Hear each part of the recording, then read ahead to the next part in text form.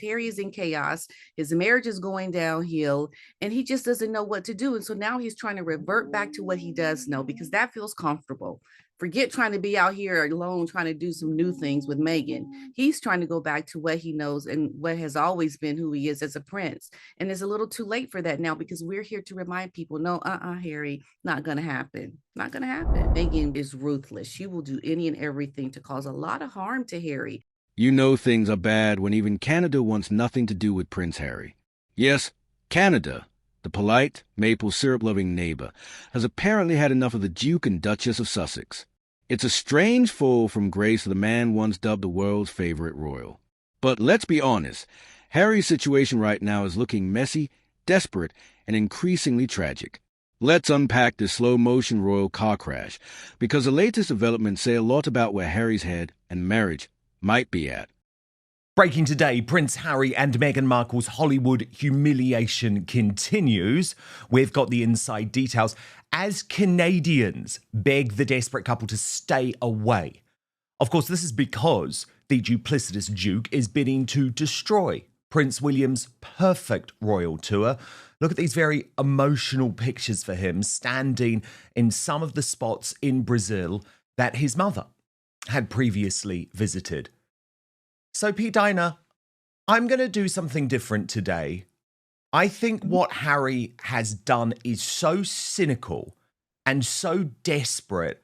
I'm actually going to have a 24-hour blackout on pictures of his royal visit from Canada, okay? I don't even want to look at them because the thing is, P. Dinah, he is specifically doing this to ambush his brother, to destroy his brother's trip. And for once, I'm not going to play into his hands.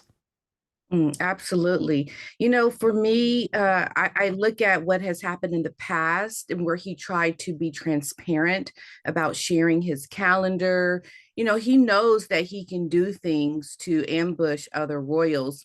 And Harry is showing us clearly that he is not welcome back. He is on the outs and he is not happy about it. He's acting like a man child and wanting to retaliate. And that's the only reason why he is doing this. And I think that is a really good idea because, you know, this is just Harry acting out and not really coming forth in a good way to support his brother, but clearly with clear intention trying to sabotage him. That right there is just vindictive, it's mean, and it just makes you look very petty.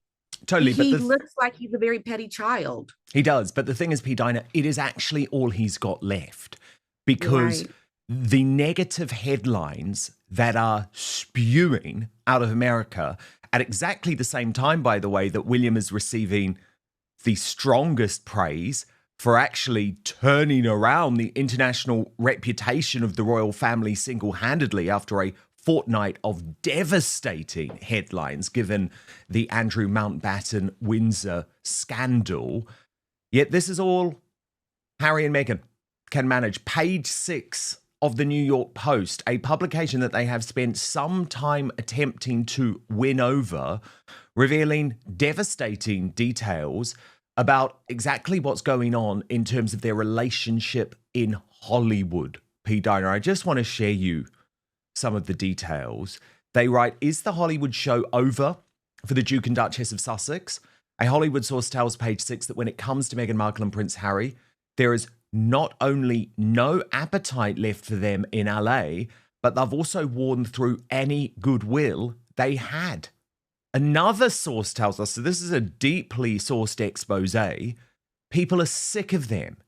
The act has gotten stale. They're just hopeless in professional settings. And then we get some colour, P. Dinah. This one doesn't surprise me because, of course, we heard it in the past from Spotify executives.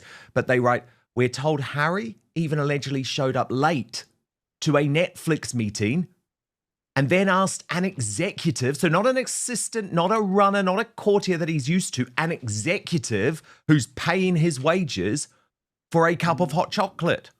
This is apparently his go-to beverage of choice. The story echoes a similar claim made by a Spotify employee who told Vanity Fair that Harry asked for the same drink, but there was none in the office, so employees scrambled to obtain some. So where does Harry go from here? His burned bridges with his family alienated his homeland and hit a wall in Hollywood. His marriage seems to be straining under pressure, and even his attempt at rebranding himself as a humanitarian keep being overshadowed by William's quiet, consistent success. The only card left to play might be a royal comeback, but that's a fantasy. The palace won't take him back, not after everything is said and done. And Meghan? She'd never settle for life in the shadow of Catherine and William again. That's a catch-22. Meghan can't stand being second best, but Harry can't survive being exiled from his royal roots. Then on Meghan Markle, these Hollywood sources tell the New York Post she's convinced she's smarter than everyone and dismissive.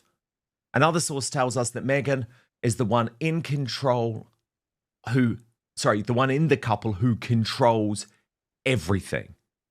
So, P. Dinah, I mean, on the day that Harry's attempting to overshadow William's South American visit, actually his own visit to Canada, overshadowed by more damning headlines about how his Hollywood career is effectively at an end.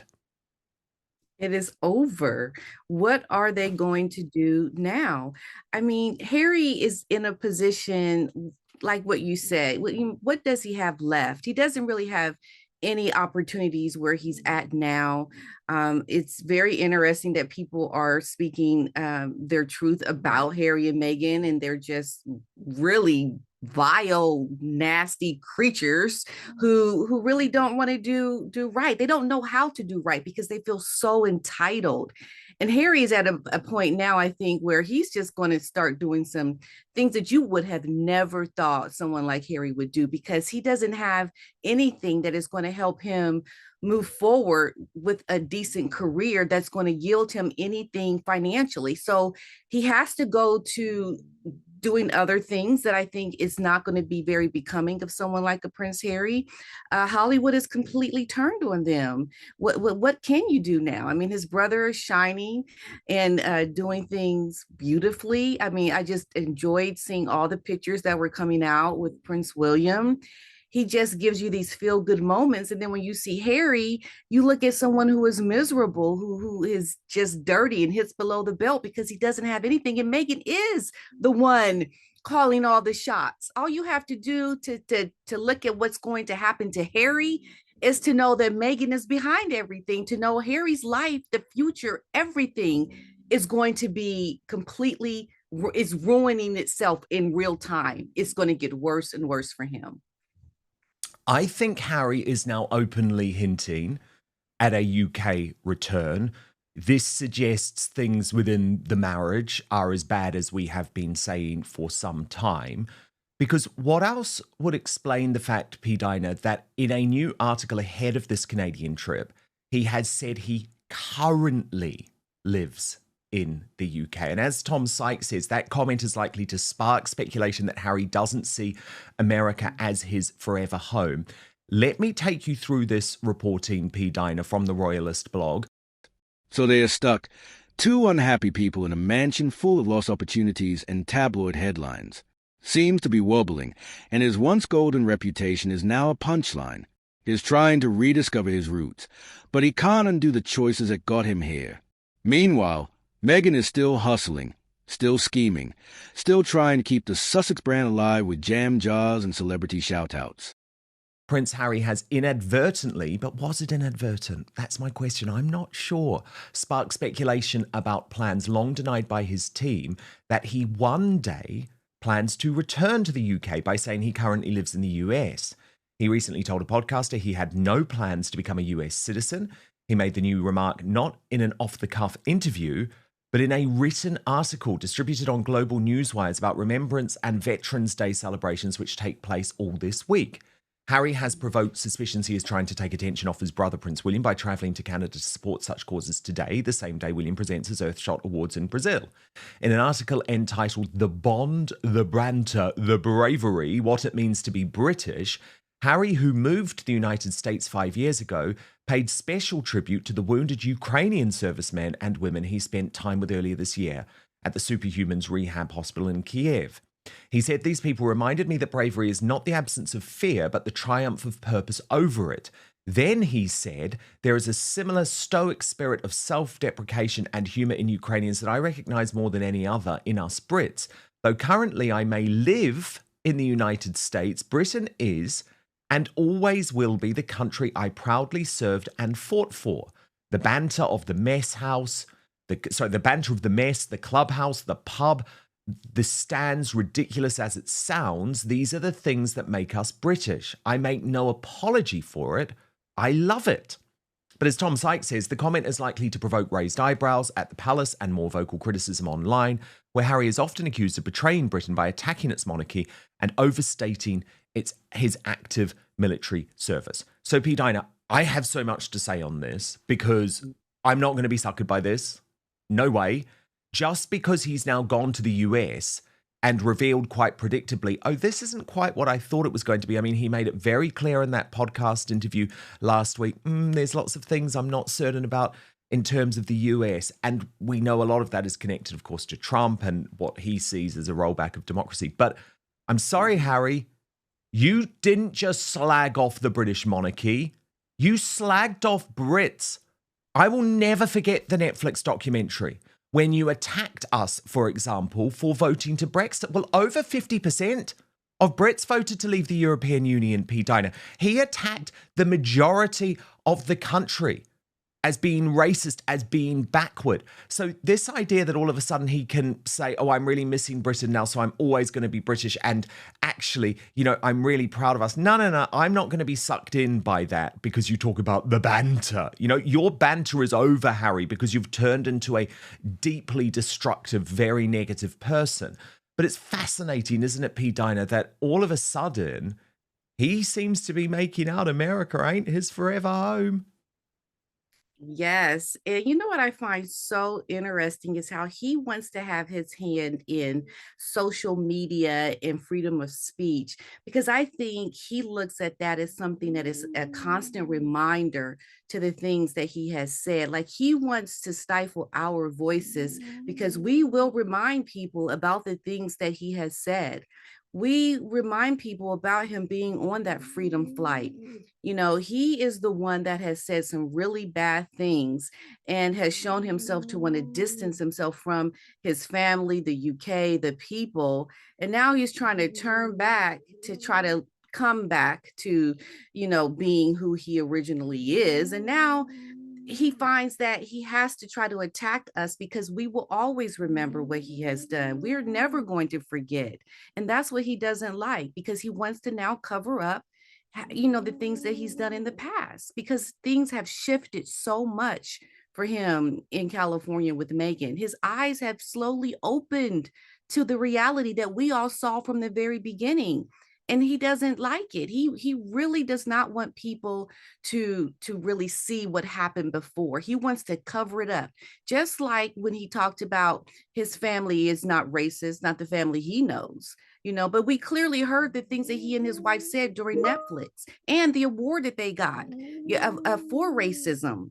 So Harry is just very sketchy in everything. He has no clear purpose, alignment with anything that is substantial. He doesn't know if he's coming or going.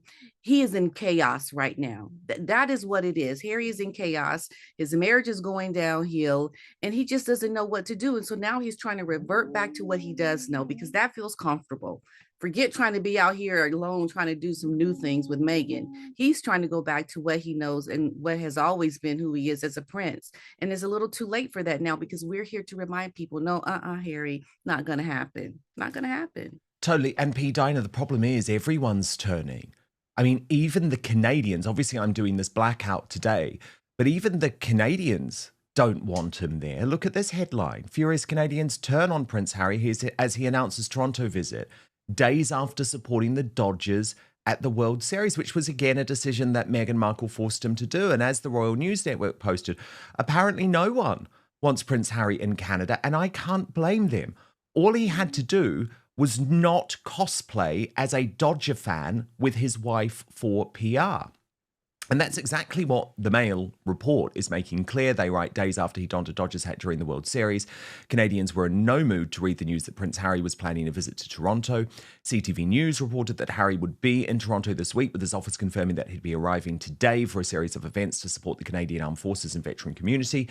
However, after he supported the Dodgers over the Blue Jays during the Fall Classic, many Canadians weren't thrilled by the news of his upcoming visit.